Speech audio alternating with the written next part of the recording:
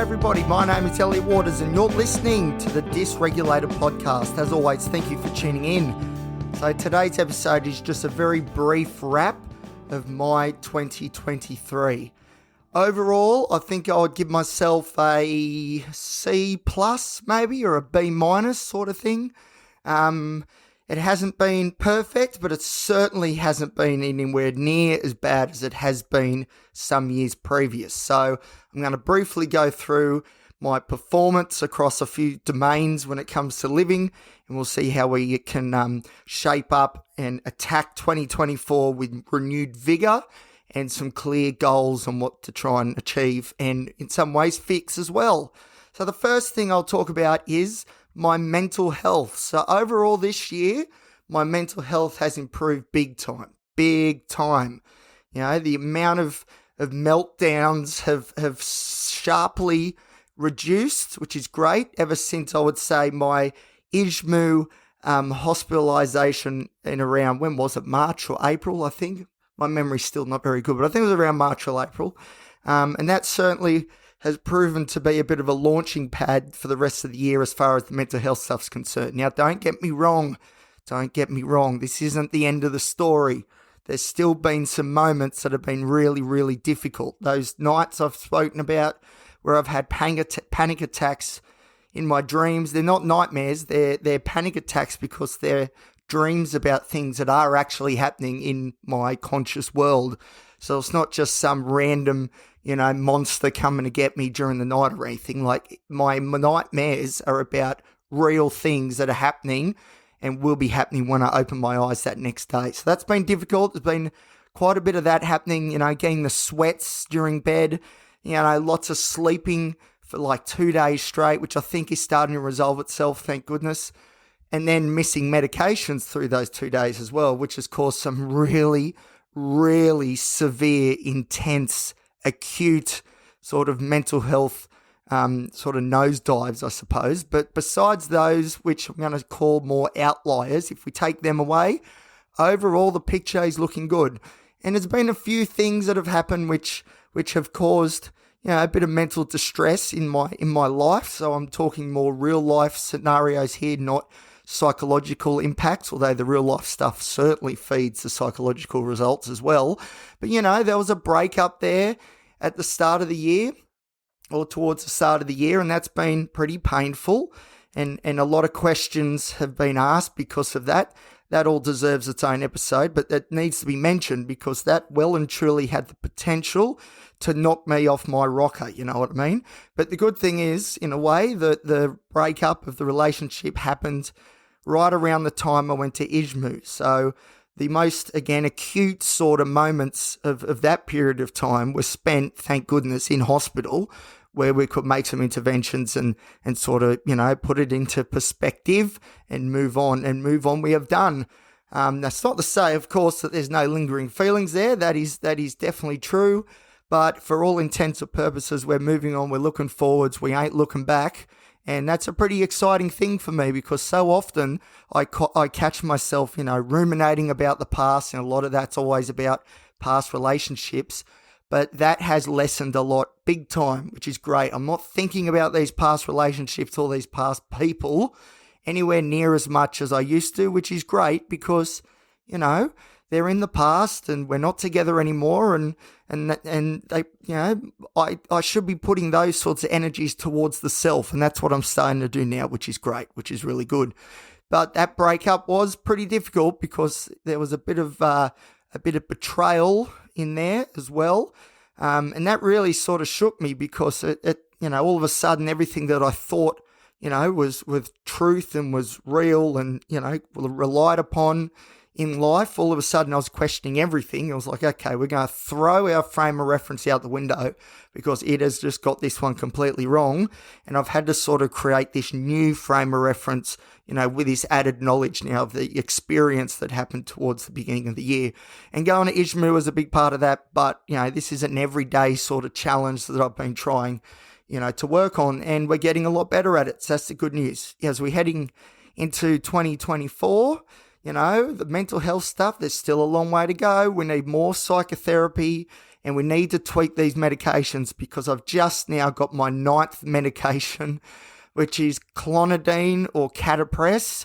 And to be honest, I think I'll talk about it more separately as well, but I think it's been a great addition. But the issue is we're at 9 medications now. Come on. Do we really need to be having, I know I'm very complex. That's a wonderful part of me that I don't want to change too much, except for that negative stuff, the negative complexity. But at the same time, 9 different medications and all the side effects that it brings, and who knows what these things are doing long term. I really want to get that looked at and see if we can bring that number down and maybe be a bit more efficient when it comes to medications. And that's why, hopefully early in the new year, I'm going back to ISMU, the Intermediate Stay Mental Health Unit at the James Fletcher Hospital here in Newcastle. And that is the aim of the game there. 6 weeks, get these meds sorted, cut a few out, have a look at what's working, have a look at what's not, have a look that might be introduced that could make things better, but definitely not just adding on top of something, on top of the next one, on top of the next one. If I hit double digits of medications, then there's going to be hell to pay. So that is the plan. Early next year, go back to Ishmael and get these medications sorted. As I said too, psychotherapy needs to be a big part of it as well. We need to be doing more of it. It's not cheap. That's been a big sort of limiting factor, as well as my sort of work hours, working full time. I've got this research assistant gig at the university. I'm doing stuff for the Black Dog Institute. I'm doing stuff for the Every Mind Institute. Things are busy, but this is exactly how I like it, because as stressed as I get about being busy, it's nowhere near the stress I get about doing nothing. So moving sort of pivoting away from the mental health stuff, as in my own mental health, my own psyche, into more of the goals of next year. It's definitely about getting a 9-to-5 job with some mental health institute somewhere. It's definitely about building those relationships in the industry as well. It was great to present not that long ago at a suicide prevention. Can't remember if I spoke about it on here or not, but anyway, at a suicide prevention summit that was held here in Newcastle, but had representatives from across the country, and it was a really great opportunity to sort of, get my name out there and say who I am and all that sort of stuff, and it was well received. So, we need to build upon those relationships and get into the industry full time, and really let's try and make some of these outcomes in our communities better, because I'm really, really focused now on making Newcastle the most mentally healthy city or town in the country. That's sort of my goal, little low-key goal. Maybe I've come up with that plan when I've been a bit manic, but hey, you got to aim high, don't you? And if I can play my part in doing that, improving the mental health of Novocastrians, then hey, that's pretty cool. I've done a good job. Physical is a big problem. I'm getting fat, I'm getting weak, and I'm not liking it at all, and it's not good for my self-esteem. So moving into the new year, another huge goal is something that I think a lot of people have around this time of year, but I need to drop the weight and I need to put some muscle back on, don't get me wrong. I'm looking at my biceps right now. They're not that bad, that's pretty good, but they can be better. And it's not so much the physical, although I want to be stronger because I feel like I've lost strength, but really I need to get my cardiovascular thing going. I used to run marathons, and I wouldn't say I ran them easily, but I did some pretty smart times there. I did a sub 3-hour marathon. That's generally regarded as being pretty quick. I reckon it would take me 3 hours to run 5Ks at the moment. And running, I'm sure I've said this before, running is a big part of my sort of identity as I was growing up, definitely. And it's certainly pushed away a lot of negativity that unfortunately I sort of feel now because I've stopped running. It definitely was putting some walls up and keeping a lot of negativity down throughout my teen years. And, I probably didn't realize that at the time, but I do now once I've stopped doing it, that's for sure. So let's get back into running. That would be great.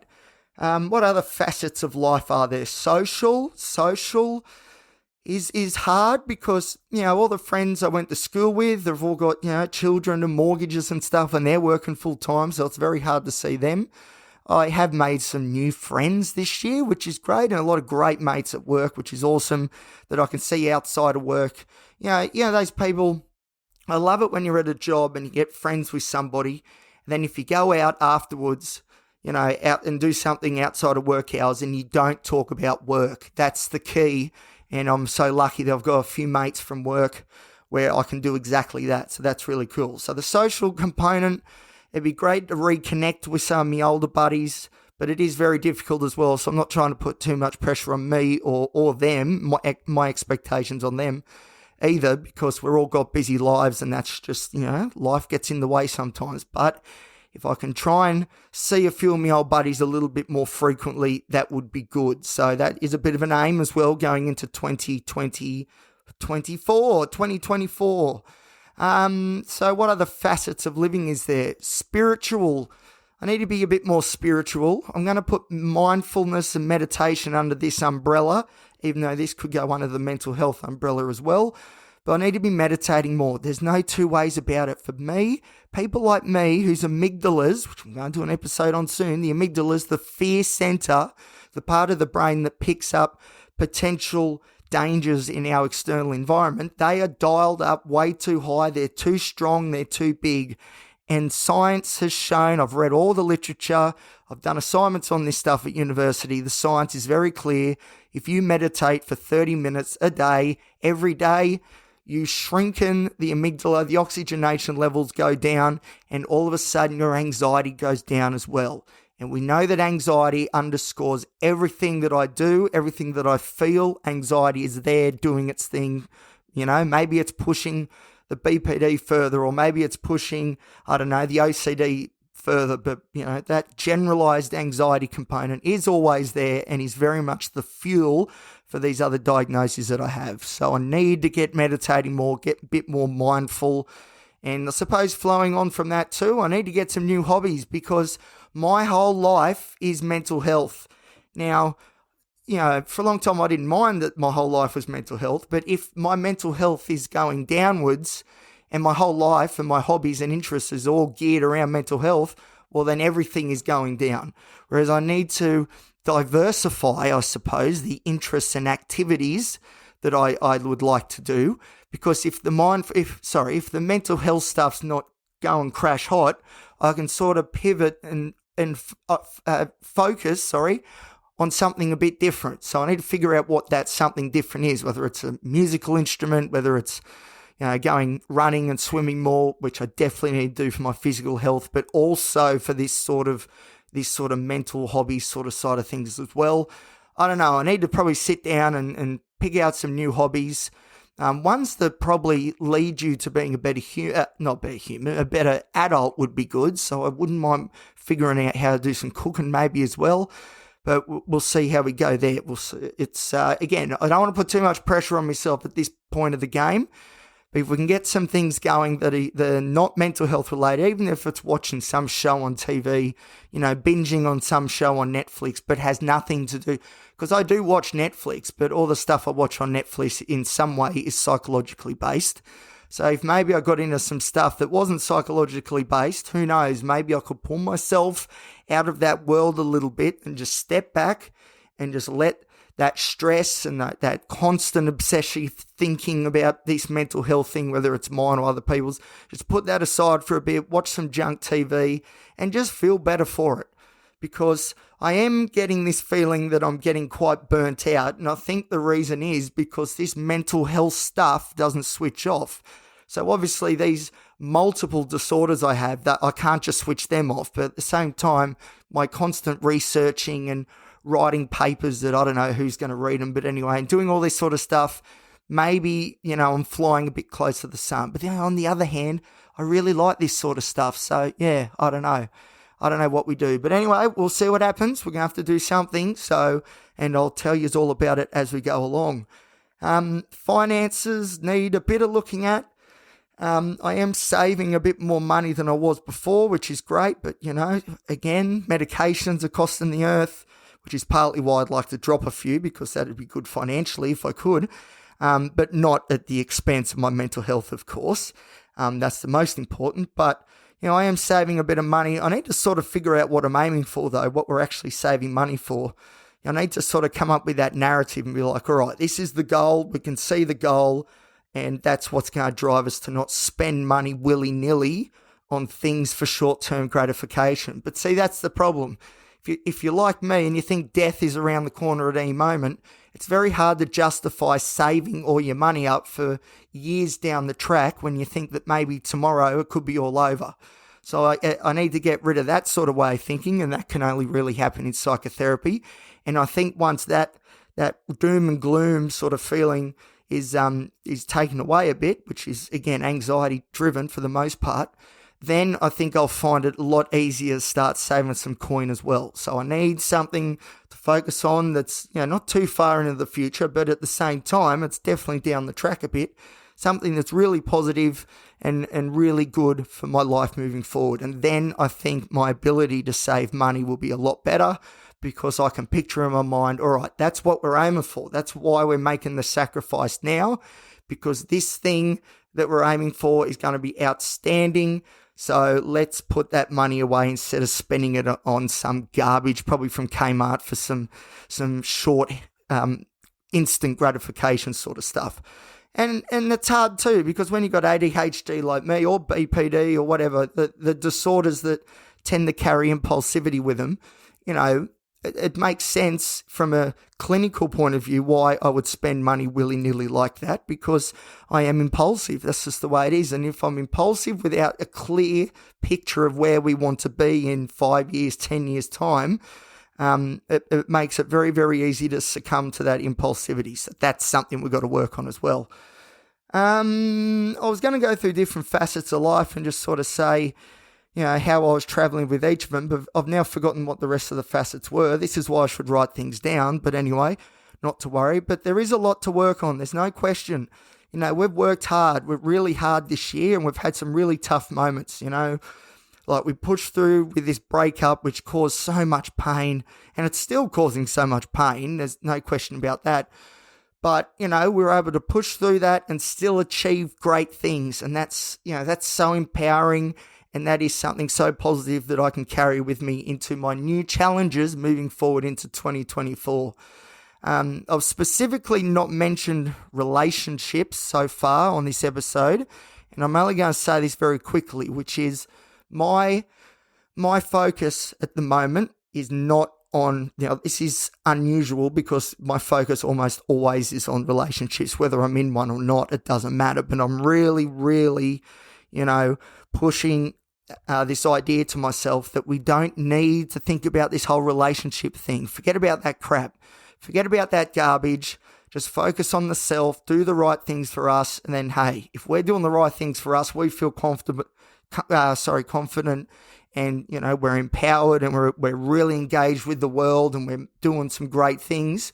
Well, then my assumption is that these things will just fall into place. But the hard work at the basic level needs to be done first before I can even think about relationships or anything like that. So at this point in time, relationships are off the table. And a lot of it too is because there's a lot of trust issues there. Like the relationship breakup most recently, there was a bit of betrayal there, not by me, by the opposite, the other person. There was some betrayal there that has really rocked how I view the world and my frame of reference. So, it's all about building that back up again and just loving the self. I need to become my own best friend. And I've been doing that the last couple of months, actually, and it's been really, really good. I've even gone on trips away by myself because who needs other people? I've got myself and I'm really cool. I'm awesome. I'm fun to be around.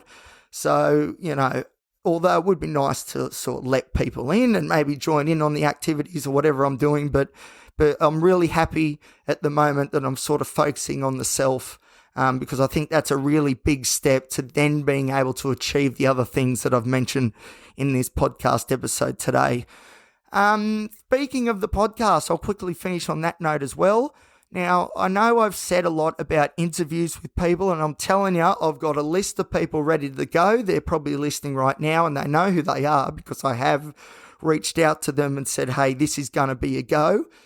But there's one story I want to put up first. There's an interview this is how annoying it is.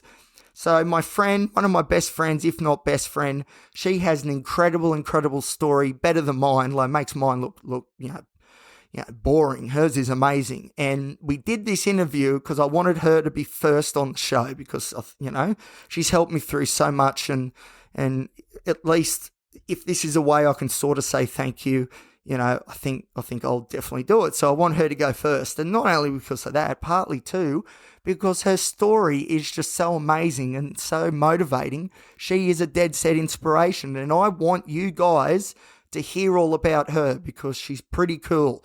Now the thing is, we did record an interview. It was really good. It was really great. At the end of it, we were like, "That's the one. That's the money.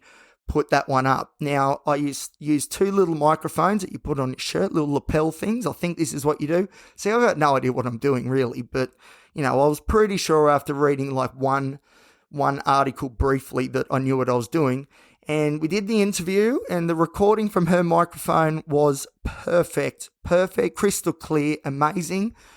The recording from my microphone sounded like I was at the bottom of a well, and that has really annoyed me because whatever I've been trying to do, I cannot seem to fix the output of my microphone to make it at least, partly legible or at least listenable in some way. So really, I've got two options. I'm not sure what I'm going to do here. One is that I just upload her file because you can hear me asking questions in the background, and it's not about me. This is about her. This is her story. So part of me is thinking maybe I'll just upload her microphone audio, and the other part of me is thinking we might try and record it again. But it's hard. She's great. Elle's great. I've spoken about Elle on this podcast before. She's great. She has no issues in sort of doing her story again. But I'm under no, illusions or anything that it can be very difficult for some people to tell their stories. And, I don't want to be doing a half-assed job on someone else's story, just upload it and it sounds like garbage, because whoever I'm interviewing deserves a hell of a lot better than that. What they deserve is the best quality audio and the best presentation of my podcast that we can do. That's the least I can do to honour their stories, I think. So part of me is thinking I should just upload the audio, her audio. She reckons it's fine, go for it, but I don't know. I'm not completely happy with it. But at the same time, the intake interview series is going to be a huge part of this podcast moving forward. So as I said, I've got a list of people I'm going to interview. We're going to get their stories up here because although my story, I would say, is quite broad, I have many labels, many diagnoses. I'm on, 9 medications now. So, I've got the creds to talk about this sort of stuff, I reckon. And of course, I have an honours degree in psychology. I'm a research assistant at the School of Psychology at the University of Newcastle. There's a few other things I do, of course. So, without big noting too much, but I really want to get their stories out there because my story, although it's quite broad in scope, which is great, it is still only my story. And already, like with Elle's interview when I did it with her, there are some things we touched on that I have no experience of.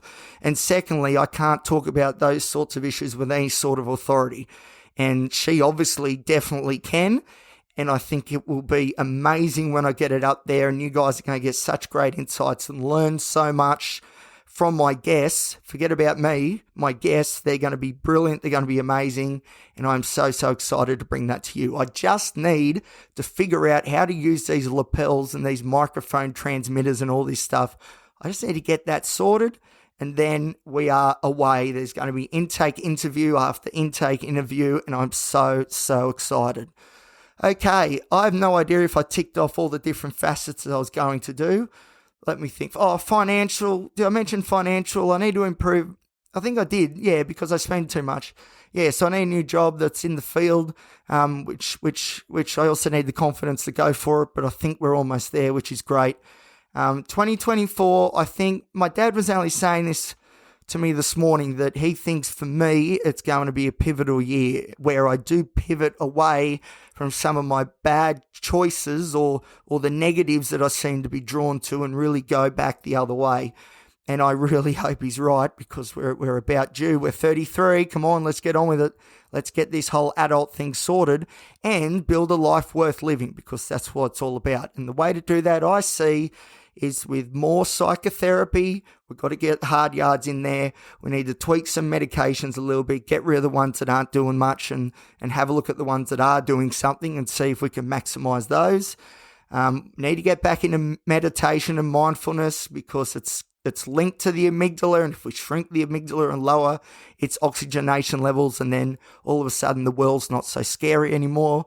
I need to catch up with friends a bit more as well. I'm being a bit reclusive, and I don't really like that. So sorry, guys, if you're listening. I need to listen.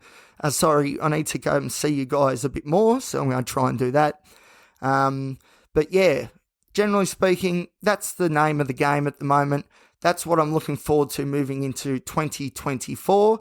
This year has been a very difficult year. Make no mistake, there have been some really tough times. And I'm thinking straight away, when I had those sleeping problems and I was having the sweats and not having medication for 2 days because I was asleep the whole time, like those mornings were so bad. I'm talking in the shower on all fours, absolutely bawling my eyes out.